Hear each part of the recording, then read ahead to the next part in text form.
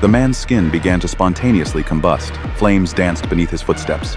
He screamed wildly. The Ghost Rider's first transformation would burn every inch of his skin. He would endure immense pain. Soon he became a burning skeleton. The Ghost Rider had awakened. The heartless demon appeared. The Ghost Rider said to him, "Back to hell." Just then the Wind Demon flew in and flung the Ghost Rider onto the chains. But the Ghost Rider tore the chains loose, using them as his weapon. Just as he stepped out of the warehouse, he was immediately seized by a water demon, who crushed him into a pulp. Then the Earth Demon descended. But no sooner had he taken 2 steps than the Ghost Rider grabbed him, knocking him flying with a single punch.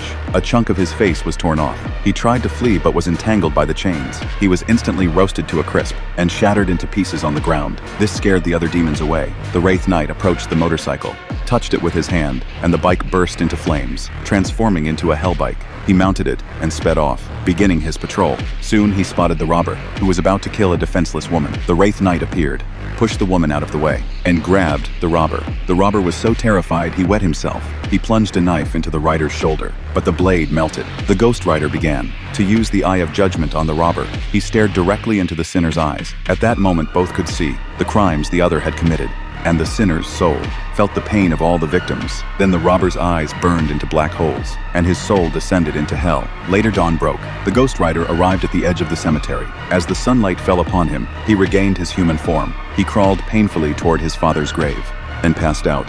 When he awoke, he found himself in a church. Upon getting up, he realized the gravedigger had saved him. The gravedigger was mysterious, seeming to know every secret about him. Johnny thanked him and left. Upon returning home, he was arrested by the police. It turned out the police had spotted his license plate by the roadside and concluded he was the mastermind behind the murder. But Johnny denied it. They didn't believe him and locked him up in a cell.